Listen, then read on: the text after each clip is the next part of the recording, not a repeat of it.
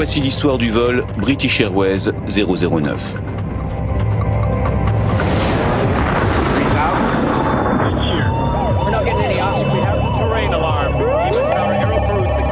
We are in an emergency.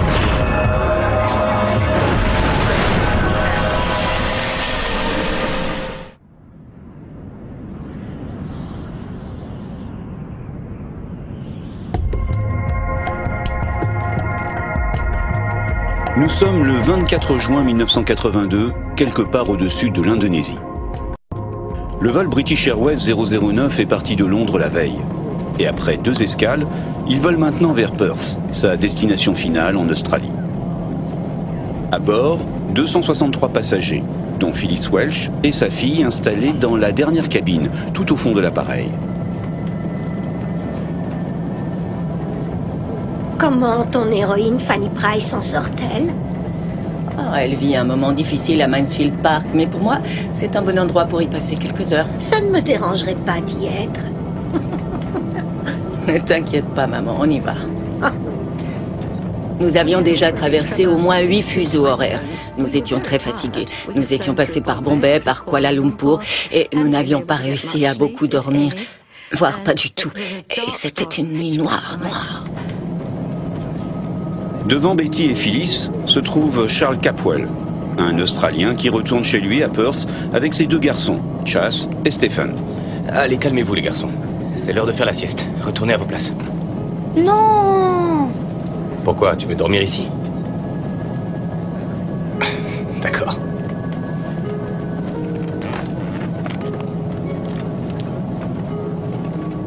C'était un vol confortable, tout allait bien. Le départ de Londres s'était très bien passé. Et on avait hâte de rentrer à la maison. Les garçons étaient impatients de retrouver leur mère. Je pensais qu'on serait à la maison en 3 heures. On allait prendre un taxi pour rentrer chez nous.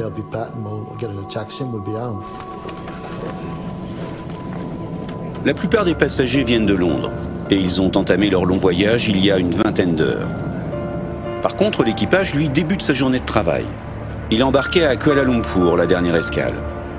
Et le commandant n'est pas n'importe qui. Eric Moody vole depuis l'âge de 16 ans et surtout il fut un des premiers pilotes de British Airways certifié sur Boeing 747. Roger, vérifiez auprès de Jakarta. Contrôle Jakarta, Speedbird 9 sur Alim au niveau 370. Speedbird 9, reçu. Le copilote s'appelle Roger Greaves et vole depuis 6 ans. Quant au mécanicien navigant, son nom est Barry Tonley Freeman et il n'est pas non plus un débutant. Je n'avais jamais volé avec Eric et Barry avant. En fait, on s'est rencontrés sur ce vol-là.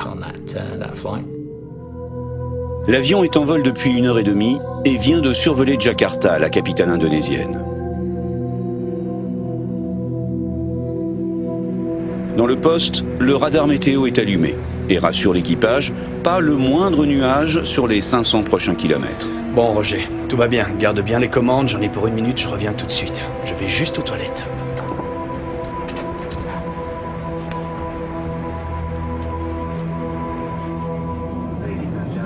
Dans la cabine, plongée dans la pénombre, la plupart des passagers dorment. Et aucun ne remarque la légère brume qui apparaît au-dessus des têtes. À cette époque, les vols étaient fumeurs et elle pourrait passer pour de la fumée de cigarette. Mais l'œil exercé du personnel de cabine suspecte autre chose. Il semble y avoir beaucoup de fumée là-bas. Il n'y a pas de fumée sans feu, et pour un avion en vol, le feu est le pire des ennemis. Peut-être que quelqu'un a fumé dans les toilettes. Allons vérifier. Si un début d'incendie couvre quelque part à bord du 747, il est urgent de le découvrir et de le maîtriser.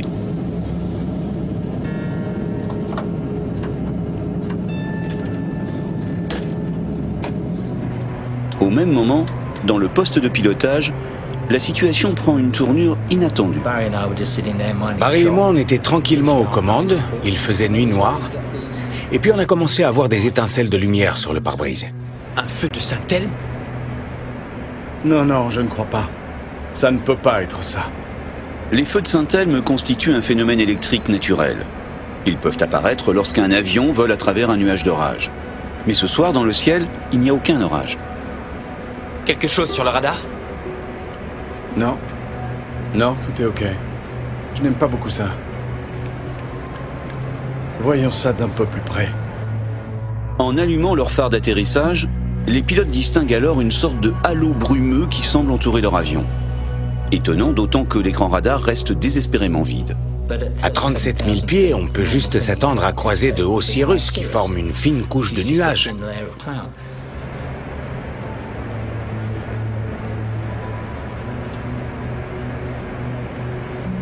Je pense qu'il faut faire revenir le commandant.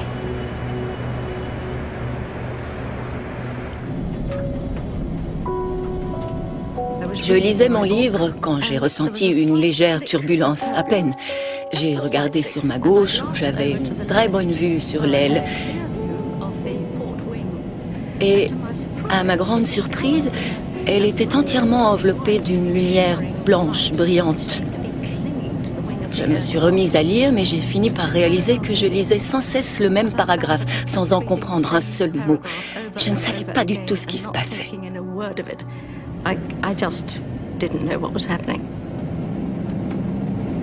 En cabine, la fumée s'épaissit peu à peu. Clairement, il ne s'agit pas de fumée de cigarette, et l'inquiétude monte. D'autant que le personnel de bord a beau chercher, il ne trouve aucun foyer d'incendie. Très bien. Allons voir si les passagers vont bien.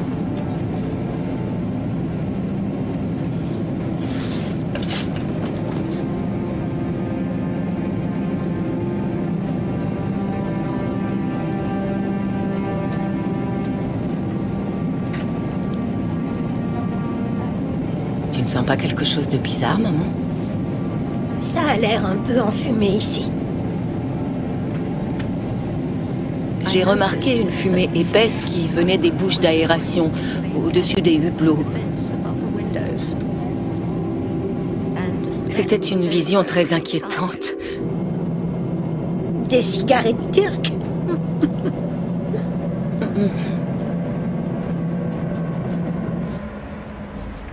Il y avait une odeur à la fois sulfurique et électrique. Je suis revenu dans le poste de pilotage en m'attendant à un problème électrique quelque part. Mais j'étais bien loin de la vérité. Quand est-ce que ça a commencé? Juste après que vous soyez sortis. Il y a quelque chose sur le radar? Non, rien. Pas un nuage. Oh mon Dieu, regardez le moteur 4. On dirait qu'il est éclairé. Commandant, jetez un œil sur le moteur 1. C'est la même chose de mon côté. Dans toute leur carrière, aucun des trois hommes n'a jamais rien vu d'aussi étrange. La scène relève presque de la science-fiction. L'illumination nocturne serait même grandiose si elle n'était pas le prémisse de défaillances beaucoup plus graves.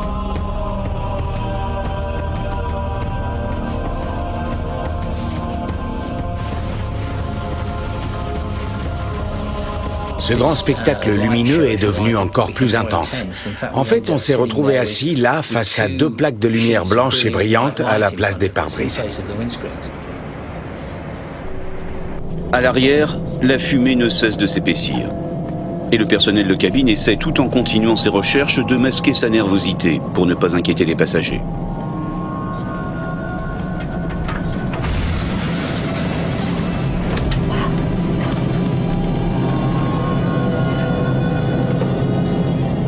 C'est quoi toute cette fumée? Il y avait de la fumée dans la cabine. Et il faisait vraiment très chaud. On était en nage, on était trempés de sueur. Et la fumée âcre vous rentrait dans la gorge, le nez, les yeux. On se frottait les yeux et on se mettait à pleurer. Ah, ce n'était pas agréable du tout, du tout. Le plus étonnant, Barry Tonley Freeman, le mécanicien navigant, a beau s'écarquiller les yeux sur ses cadrans. Pour l'instant, tous les paramètres sont normaux et il n'a aucune alarme d'incendie. Je ne trouve rien. La situation est surréaliste, presque surnaturelle. Mais le pire est à venir.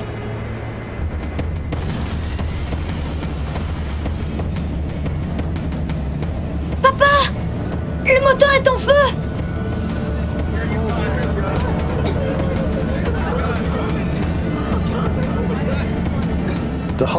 Toute l'aile était enrobée de lumière. Et je me suis dit, bon, on va fermer le hublot parce que là, on ne sait pas ce qui se passe. Chase, assieds-toi. Stephen, ferme ce hublot.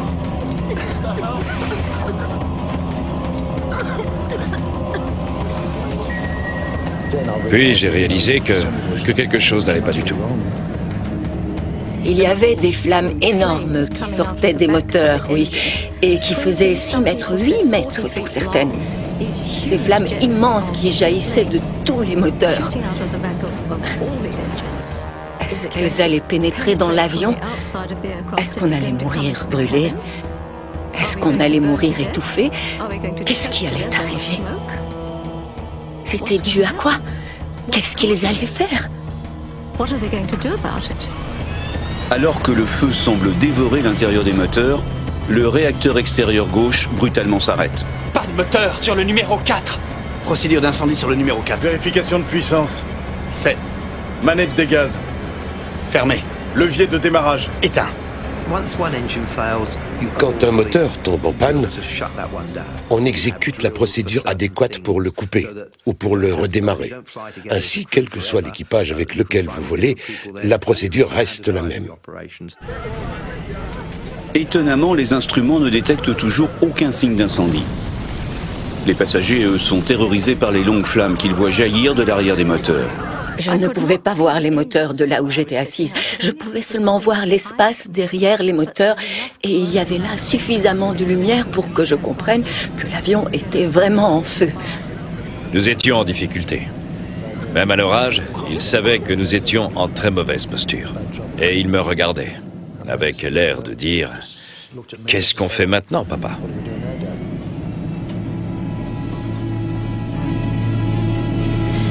Je veux être tout près de toi. Si quelque chose nous arrive, oh s'il te plaît.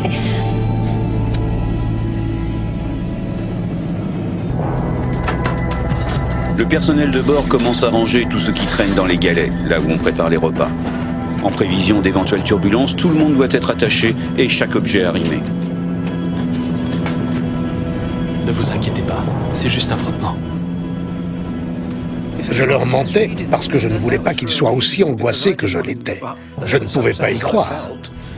Et pourtant, je ne pensais qu'à ça pendant que je bavardais avec les passagers, avec l'équipage, et que je m'entendais dire « Oh, il n'y a rien à craindre, c'est juste un petit problème mécanique, de rien du tout. »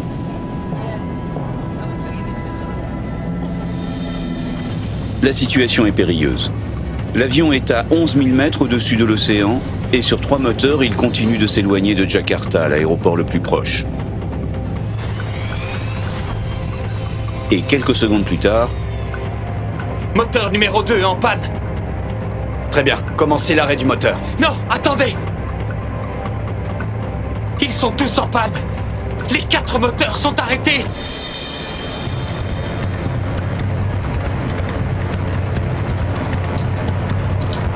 Les 3 autres se sont arrêtés presque immédiatement. Et on s'est retrouvés en situation de détresse. Les moteurs faisaient un bruit sourd de grincement, presque comme une bétonnière. Et puis, peu à peu, le bruit a disparu et ils sont devenus silencieux. En 1 minute et demie, nous sommes passés de 4 moteurs qui fonctionnaient normalement à aucun. Que se passe-t-il? L'équipage est face à une véritable énigme. Seule certitude, ils ont du kérosène dans les réservoirs et ils ne sont donc pas en panne sèche. Roger, déclarez une urgence. Mayday, Mayday, Mayday, Speedbird 9, nous avons perdu les 4 moteurs. On quitte le 370. Mayday, Mayday, Mayday, Speedbird 9, nous avons perdu les 4 moteurs, niveau 370.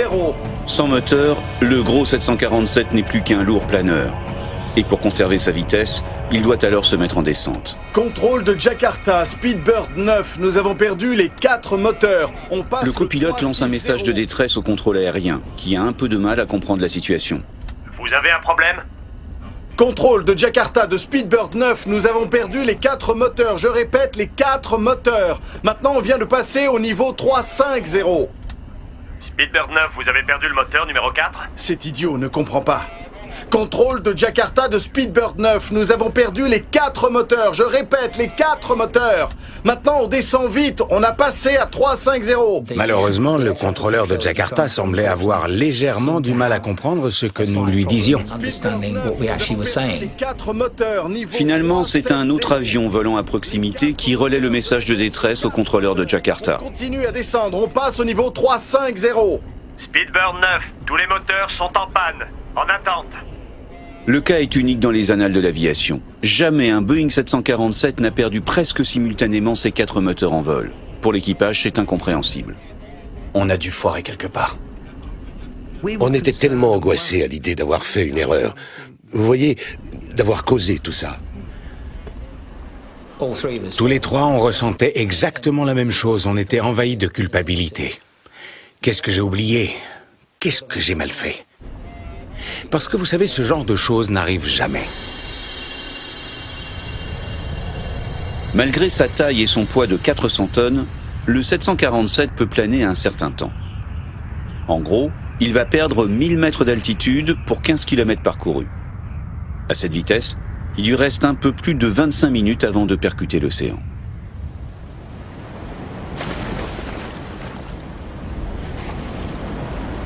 Quand tous les moteurs s'arrêtent, vous passez en mode manuel. Évidemment, on avait fait cet exercice en simulateur de nombreuses fois. Quand ça vous arrive pour de vrai, tout va très bien tant que cela correspond à ce que vous avez appris au simulateur. Or là, ce n'était pas du tout le cas. De fait, une difficulté supplémentaire apparaît. Contrairement au simulateur où le pilote automatique se désengage à l'arrêt des moteurs, dans la réalité, bizarrement, il demeure enclenché. On était tous les trois très perturbés. Parce que ce qui nous arrivait ne correspondait pas à ce qu'on nous avait appris. Très bien, on lance la procédure de redémarrage. Prêt. Batterie. Mais pour l'instant, l'équipage a d'autres urgences que le pilotage automatique. Ouvert. Toujours rien? Toujours rien? Non. Encore une fois. Ok, on reprend tout du début. Batterie. Activé. Robinet d'intercommunication. Ouvert. Bouton d'incendie. Enclenché.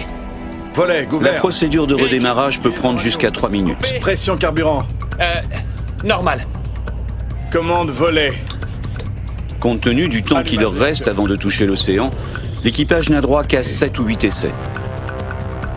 Ah non. Encore une fois, messieurs. Ok, à nouveau du début. Batterie. Activé. Robinet d'intercommunication. Ouvert. Bouton d'incendie. Enclenché. En passant la barre des 10 000 mètres d'altitude, le commandant décide de modifier sa route pour tenter de rejoindre l'aéroport le plus proche, celui d'Alim, dans la banlieue de Jakarta. Même s'il sait que sans moteur, ses chances d'y parvenir sont nulles. Jakarta de Speedbird 9, virage à gauche pour le 300, retour sur Alim. Speedbird 9, le radar ne peut pas vous voir. Affichez 7700. 7700, c'est le code de détresse à afficher sur le transpondeur. Jakarta de Speedbird 9, nous affichons déjà 7700. Visiblement, le transpondeur ne marche plus. Conséquence, l'avion n'apparaît plus sur l'écran radar et les contrôleurs ne peuvent pas l'aider à trouver sa route. En cabine, depuis l'arrêt des moteurs, l'ambiance est d'un calme inquiétant. Chacun essaie de gérer au mieux l'angoisse et de comprendre ce qui arrive.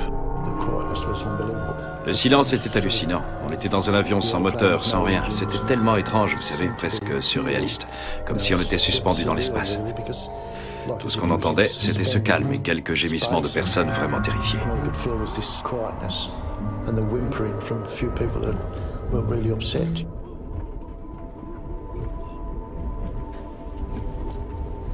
Certaines personnes se tenaient très droites, comme si elles n'avaient rien remarqué. Au début, on éprouve de la peur à l'état pur.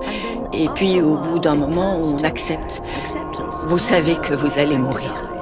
Nous savions que nous allions mourir. Qu'est-ce qui se passe? Quel est le problème? C'est juste une défaillance technique. Je suis passé par bien pire, croyez-moi. Tout ira bien. Je pense que si je m'étais assis, pour prendre conscience de ce qui était réellement en train de se passer, je n'aurais jamais pu me relever. Un steward est venu vers nous et il a dit « Mesdames, est-ce que tout va bien ?» Oui, on a dit « Nous allons très bien », ce qui était un mensonge absolu. Mais c'était comme ça. Il était absolument vital de ne pas paniquer. Dans le poste, la situation ne s'arrange pas. Malgré leurs efforts, les pilotes n'arrivent pas à redémarrer les moteurs. Et alors que le commandant essaie de maintenir une vitesse entre 250 et 270 nœuds, les indicateurs de vitesse semblent eux aussi défaillir. Commandant, j'ai 320 nœuds de mon côté. Eh bien, j'ai 270. Putain, c'est une différence de 50 nœuds. Je vais varier la vitesse. C'est une difficulté supplémentaire. Les indications de vitesse ne sont plus fiables. Or, pour éviter le décrochage et aussi favoriser le redémarrage des moteurs, l'avion doit afficher une certaine vitesse. Donc, à partir de ce moment-là, Eric a fait varier la vitesse d'une centaine de nœuds. Nous, on avait besoin d'une vitesse précise pour redémarrer les moteurs. On espérait à chaque essai, en injectant le carburant dans les réacteurs, avoir la chance de tomber sur la bonne vitesse. Pour modifier la vitesse, le commandant est repassé en pilotage purement manuel. À partir de là, il va pouvoir accélérer ou ralentir simplement en poussant ou en tirant sur le manche. Évidemment, ces mouvements de montagne russe ne sont pas très discrets pour les passagers. À un moment, l'avion a commencé à bouger de façon étrange. Il semblait grimper en flèche, puis piquer vers le bas. C'était la sensation qu'on avait, et les montagnes russes étaient si violentes qu'on avait l'impression que l'avion allait casser. L'avertissement de pression, capitaine, nous sommes à 10 000. L'avertissement de pression, c'est pas censé faire ça. Et là, une alarme a retenti. Ça ne nous était jamais arrivé au simulateur. Ça nous a complètement surpris. Les moteurs servent également à maintenir la pressurisation de la cabine. Comme les moteurs étaient à l'arrêt, l'air n'était plus propulsé dans la cabine qui commençait à se dépressuriser. Or, avec la dépressurisation de la cabine, le niveau d'oxygène commence à se réduire dangereusement. La respiration est de plus en plus difficile. Les pilotes ont des masques à oxygène individuels qu'ils doivent mettre en cas de dépressurisation. Mais nouveau problème, celui du copilote ne marche pas. Mon masque à oxygène, oui. Ça, c'était un problème dont je me serais bien passé. Il était rangé au-dessus de ma tête. Et quand j'ai tiré dessus, le masque et le tube se sont séparés. Le commandant est face à un choix difficile. S'il continue à descendre lentement, le copilote risque de sombrer dans l'inconscience par manque d'oxygène. J'ai dit, si on descend à 20 000 pieds, rapidement, on pourra tous enlever nos masques à oxygène et on pourra se parler normalement. En fait, nous avons dû augmenter la vitesse pour descendre rapidement. Ce qu'on n'aurait jamais fait dans ces circonstances si on avait eu le choix. Alors j'ai piqué et on a perdu environ 6 000 pieds en 1 minute. La dépressurisation est telle qu'elle finit par déclencher la descente automatique des masques à oxygène en cabine. Des trucs sont tombés du plafond. Ils pendouillaient devant nous. Stephen avait bien le sien, mais Chase avait trop tiré dessus. Et il l'avait débranché. Donc j'ai fait en sorte que Chase ait de l'oxygène. J'avais vu des films sur des avions, et croyez-moi, quand ça se produit, vous êtes dans un sérieux pétrin. Aide-moi. Voilà, c'est bon, respire normalement, maman, pas profondément. Respire calmement. Les masques à oxygène sont descendus et nous les avons mis comme cela avait été décrit lors de la démonstration de sécurité que nous avions heureusement suivie au début du vol. Mais il me semblait que l'apport d'oxygène ne fonctionnait pas. Est-ce que le tien marche? Non, il n'y a rien qui sort. Le chef de cabine tente de fournir quelques explications aux passagers. Mais faute d'électricité, le système de sonorisation ne fonctionne plus. Il doit alors faire avec les moyens du bord.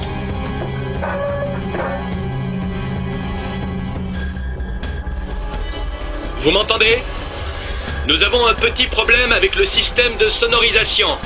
Donc, si vous voulez bien, placez vos masques sur votre bouche et votre nez et respirez normalement. Tout va bien se passer. Alors que les passagers se débattent avec leur masque à oxygène, le commandant voit les minutes s'écouler. Si aucun moteur n'accepte de redémarrer, il sait que sa dernière alternative sera de tenter un difficile amérissage en plein océan.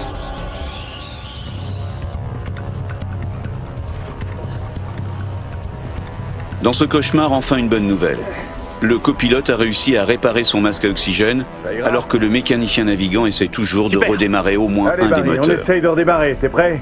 Allez-y. Batterie. Activé. Robinet d'intercommunication. Ouvert. Rien? Allez, rien du tout? Non. Bon, très bien, on recommence du début. Batterie. Activé.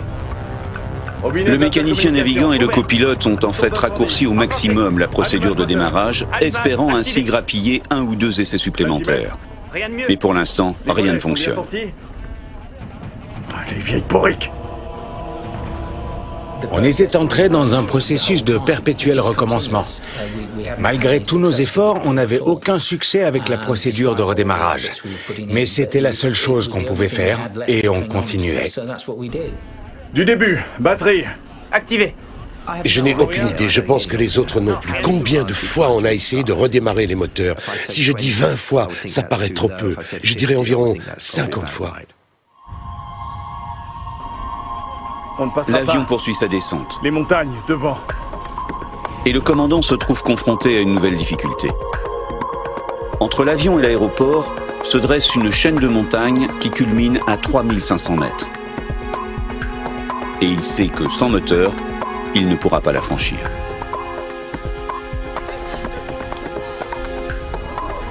Avec ce taux de descente, il ne leur reste plus que quelques minutes. Le commandant décide alors de s'accorder encore 1 ou 2 tentatives de démarrage avant de reprendre le cap vers l'océan pour tenter un amérissage. Très bien. On a quelque chose? Ça ne redémarre pas.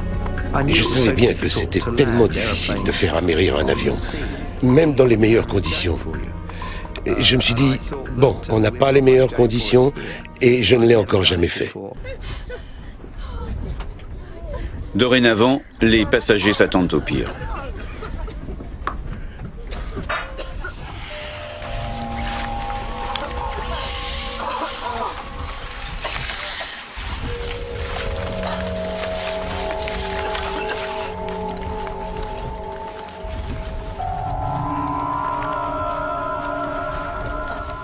Maman, en difficulté. Avion va s'écraser. Ferai de mon mieux pour les garçons. Nous t'aimons. Désolé, papa. Je pensais qu'on allait se cracher dans l'océan. Et je me suis dit que si elle recevait ce mot, vous voyez, elle aurait su que nous avions pensé à elle jusqu'à la fin. Et que nous avions fait tout notre possible. On va être brûlé vif ou étouffé par la fumée, ou bien l'avion va se briser et on sera projeté dans l'espace, ce qui était ma plus grande frayeur. Ou bien encore on va couler dans la mer et se faire manger vivant par les requins. Ou on va percuter une montagne. Oh oui, allez, crachons-nous vite sur une montagne pour que ça finisse. Eh bien, ça ne redémarre pas. Très bien, du début, batterie. Activé. Robinet d'intercommunication. Ouvert. C'est l'heure de vérité. Le commandant doit choisir. Soit il poursuit sa route droit vers un obstacle infranchissable, soit il fait demi-tour et retourne vers la mer. Je ne sais pas nager. Je ne savais pas nager non plus, alors je me suis dit que j'étais condamné. Et j'ai juste espéré que l'un des passagers pourrait aider les 2 garçons à s'en sortir. Eh bien, quelque chose? Non. Très bien, du début, batterie. Activé. On avait très peu de chances d'arriver à redémarrer les moteurs avant d'être obligés de virer pour amérir, parce qu'on n'allait plus avoir l'altitude nécessaire pour franchir les montagnes de la côte sud de Java. Je ne me souviens pas, je ne sais pas nager. Non, maman, on n'en arrivera pas là. Levier de démarrage. Coupé. La pression du carburant. Ah, disponible. Allumage sur veille. Et puis soudain, le miracle. Le moteur numéro 4 redémarre aussi brutalement qu'il s'était arrêté. Tout à coup, c'était comme si quelqu'un avait donné un coup de poing sous l'avion. Et puis j'ai réalisé que c'était peut-être un moteur. C'était un grondement.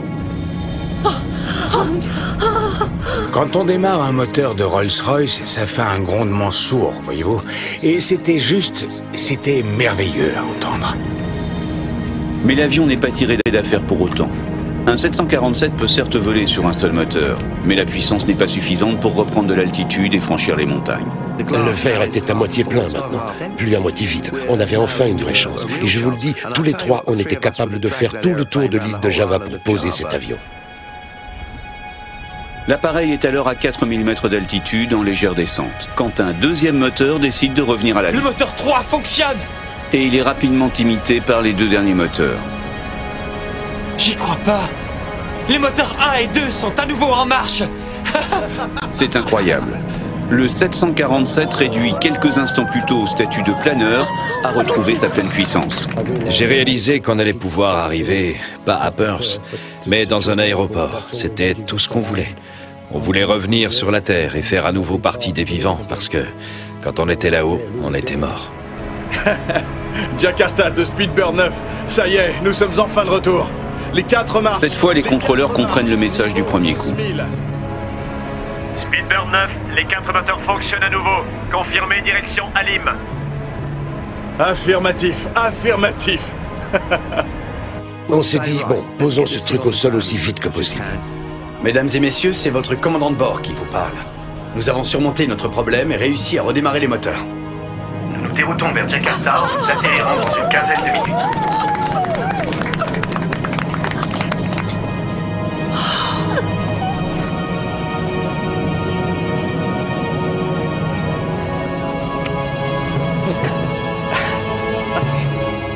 Le commandant décide aussitôt de reprendre de l'altitude pour franchir en toute sécurité le relief montagneux qui le sépare de la piste. Mais alors que l'avion est en montée, brutalement, les inquiétantes lumières réapparaissent. Dès que nous avons atteint les 15 000 pieds, les feux de Saint-Elme ont recommencé. Et je n'étais plus si bête. Et je me suis dit, il faut se tirer vite fait. Et avant qu'il n'ait le temps de réagir, l'infernal enchaînement repart de plus belle. Le moteur 2 pompe! Oh non, pas encore! L'avion tremblait de partout, il faisait juste bam, bam, bam. L'ambiance dans la cabine était très tendue et très silencieuse. Je pense que très peu de gens parlaient, mais qu'il y avait beaucoup de prières. Le phénomène de pompage est de plus en plus violent sur le moteur 2. Le commandant décide alors carrément de couper le réacteur. Commencez la procédure d'arrêt. Vérification de puissance et vitesse. Éteint. Levier de poussée. Fermé. Eh bien, nous étions réticents à le faire, comme vous pouvez probablement l'imaginer.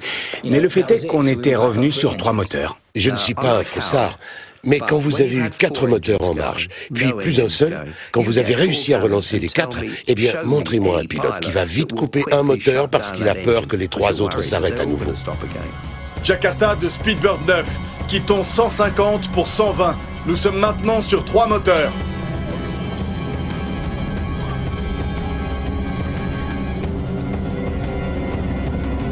Alors que l'avion se rapproche de l'aéroport de Jakarta, les pilotes ont beaucoup de difficultés à voir à travers leur pare-brise, qui paraît comme embrumé.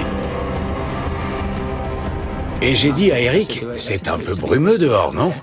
Alors, on a allumé les ventilos, un peu comme les antibuées sur une voiture, pour essayer d'enlever tout ça. Ça n'a pas marché. J'ai essayé l'essuie-glace, et ça n'a pas marché non plus. En fait, le pare-brise ressemble à une plaque de verre dépoli. Pour une raison inconnue, j'ai regardé le bord de mon pare-brise, et en bas, à gauche, il y avait une bande de 5 cm par laquelle je voyais beaucoup mieux. Mais je continuais à ne rien voir par devant. Ça devenait de plus en plus opaque à mesure qu'on se rapprochait des lumières. Enfin, histoire de tout simplifier, l'ILS de la piste, le système d'aide électronique à l'atterrissage, est en panne. Contrôle Jakarta, autorisé pour la procédure d'approche. Virée verticale balise. Notez que le plan de descente de l'ILS est en panne. La balise qui vous indique l'axe de la piste fonctionnait, mais le plan de descente qui vous donne la pente idéale pour la descente ne fonctionnait pas. Poser un avion de nuit, presque sans visibilité et sans ILS, est un challenge pour l'équipage. On a continué la descente avec Eric qui essayait de conserver l'axe de piste et moi qui lui indiquais la distance et l'altitude. 300 pieds, commandant. Il adaptait sa vitesse de descente en fonction des indications de distance et d'altitude que je lui donnais. «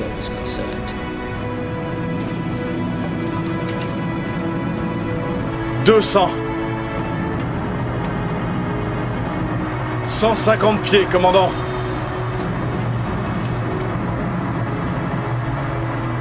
100 pieds.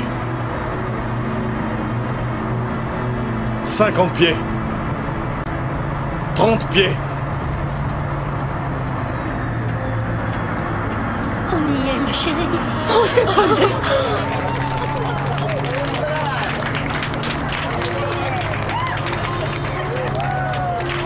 Papa, nous sommes sur la piste. Inversion.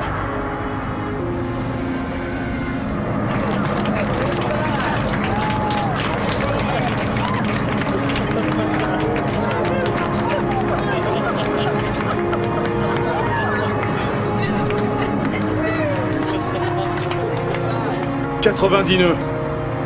80 nœuds.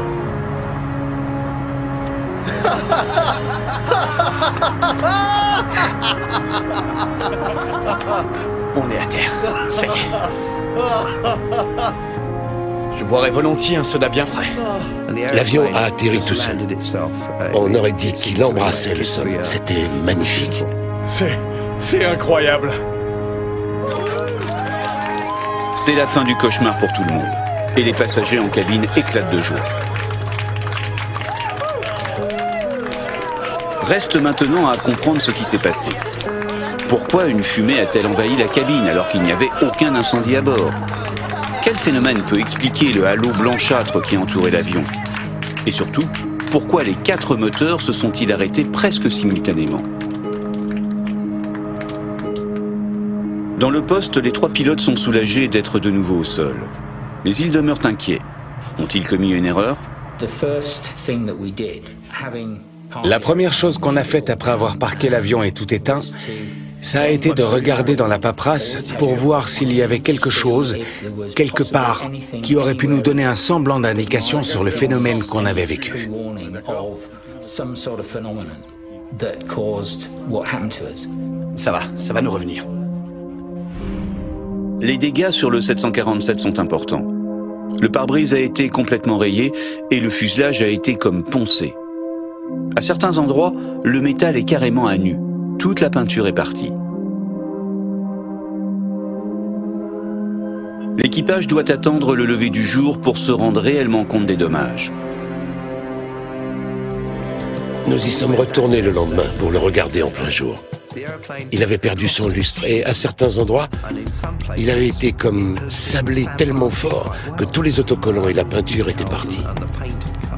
Mais le pire est apparu quand ils ont démonté les moteurs. Les moteurs sont des Rolls-Royce de construction anglaise. L'enquête est confiée à Malcolm Grayburn, un ancien ingénieur.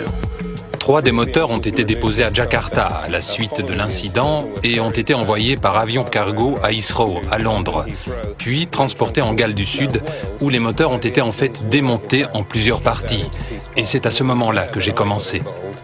Malcolm Grayburn est abasourdi. La plus grande partie des moteurs est complètement rayée et profondément marquée. Nous avons fait faire une expertise scientifique des moteurs et nous avons tout enregistré sous forme d'analyse photographique et d'analyse de laboratoire. Il découvre rapidement que les moteurs ont été étouffés par une fine poussière composée de sable et de morceaux de roche. Envoyée en laboratoire, cette poussière est identifiée comme étant des cendres volcaniques. Et de fait, au moment du vol 009, le mont Galunggung, situé à 160 km au sud-est de Jakarta, est entré en éruption, propulsant dans les airs des milliards de particules volcaniques.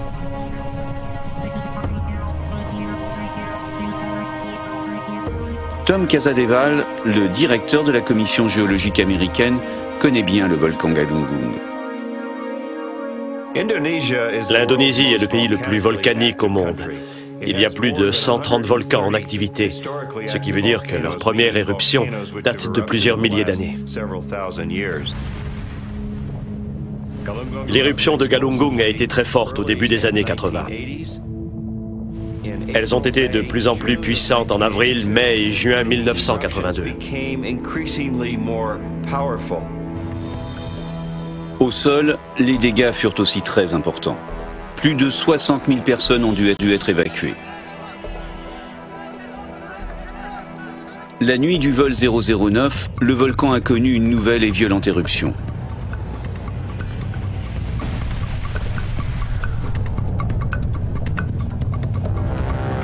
Il a projeté dans l'atmosphère à plus de 15 000 mètres d'altitude un énorme nuage de cendres.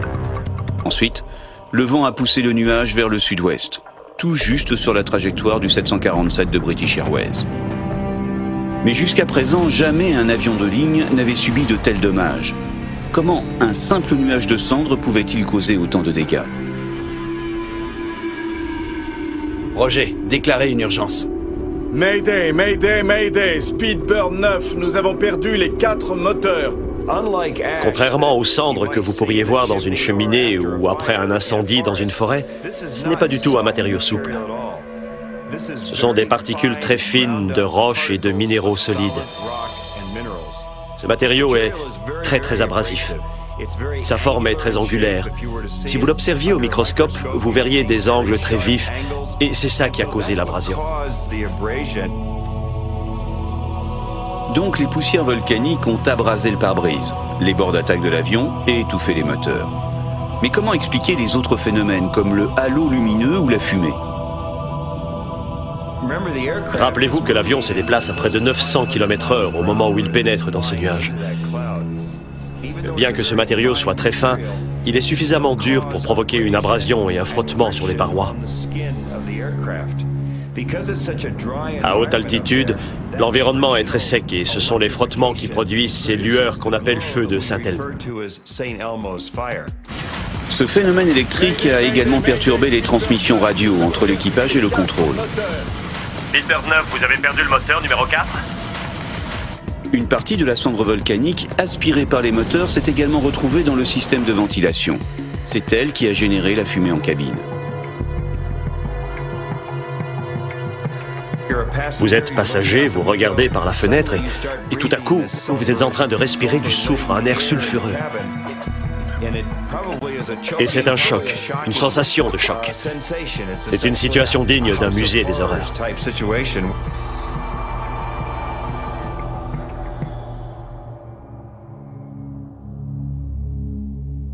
Mais la pire des conséquences demeure évidemment l'arrêt des 4 moteurs.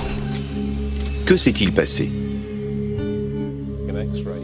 Un turboréacteur à double flux fonctionne en aspirant d'énormes quantités d'air, qui vont être fortement pressurisées dans le compresseur, avant d'être mélangées à du carburant et enflammées. La réaction qui s'ensuit génère la poussée et permet à l'avion de voler. Les températures dans la chambre de combustion où cette cendre est passée sont d'environ 2000 degrés centigrades. Et les cendres volcaniques que nous connaissons fondent à environ 1300-1400 degrés. Lorsque les poussières volcaniques presque à l'état liquide arrivent dans le cœur du réacteur, elles se refroidissent légèrement, se transformant en substance collante. C'est cette substance qui a étouffé les moteurs. Nous avons eu une perturbation fondamentale de la circulation de l'air dans le noyau principal du moteur, ce qui a provoqué un pompage. Et les moteurs se sont éteints. C'était la cause du problème. Le phénomène de pompage se produit lorsqu'un réacteur ne fonctionne pas correctement. Papa, le moteur est en feu! Dans le cas du vol 009, il y avait trop de carburant et plus suffisamment d'oxygène. Pas de moteur sur le numéro 4! Procédure d'incendie, le numéro 4. Les flammes que les passagers ont vu sortir de l'arrière des réacteurs étaient la conséquence directe de ce phénomène. La combustion du carburant se poursuivait à l'extérieur des moteurs, jusqu'au moment où les réacteurs se sont étouffés.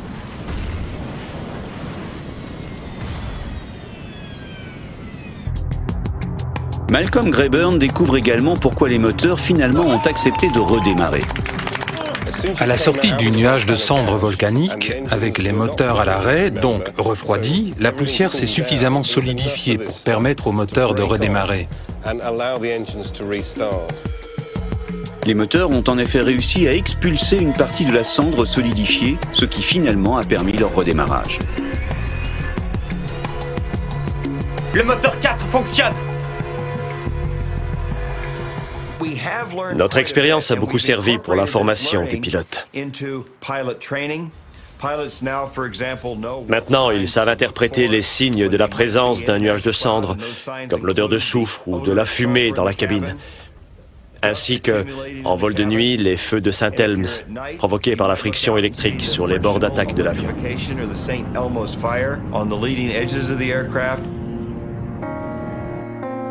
Une autre leçon importante est tirée de la mésaventure du vol 009. Les nuages de cendres volcaniques, totalement sèches, ne sont pas détectés par les radars dont les ondes se réfléchissent sur les particules d'eau. Toutes ces nouvelles connaissances ont permis de sensibiliser les compagnies aériennes aux risques volcaniques. Aujourd'hui, les volcans du monde entier sont surveillés de près et la moindre éruption entraîne une alerte qui peut se traduire par une interdiction des vols dans la zone concernée. Ce fut le cas en avril 2010, avec l'éruption d'un volcan islandais qui, en quelques jours, a expulsé dans l'atmosphère des milliards de mètres cubes de poussière volcanique. Appliquant le principe de précaution, les autorités ont décidé de suspendre une bonne partie du trafic aérien européen. Des dizaines de milliers de passagers furent pris au piège, bloqués dans les aéroports aux 4 coins de la planète. Mais finalement, tous sont rentrés chez eux, en totale sécurité. Quelques mois après leur nuit volcanique, l'équipage du vol 009 fut récompensé pour l'excellente maîtrise dont il a fait preuve. Je pense que le professionnalisme dont a fait preuve cet équipage est absolument fantastique. La façon dont ils ont réussi un atterrissage parfait après avoir été plongés dans des circonstances extrêmes, c'est extraordinaire. Et la façon dont ils ont récupéré cet avion, c'est absolument génial.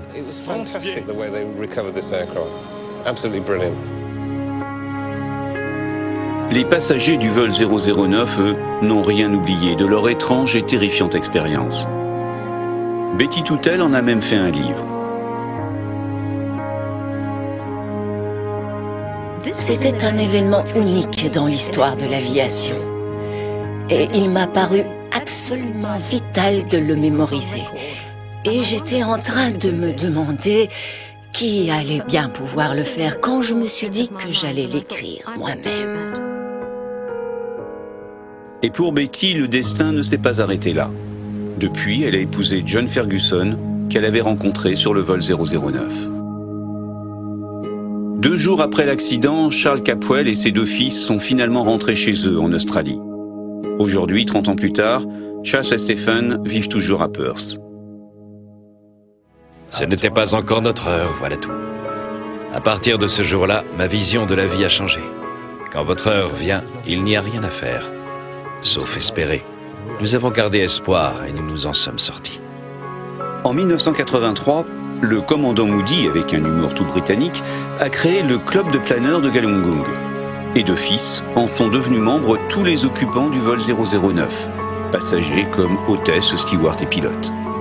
Aujourd'hui, 30 ans plus tard, les survivants du vol 009 sont toujours en contact.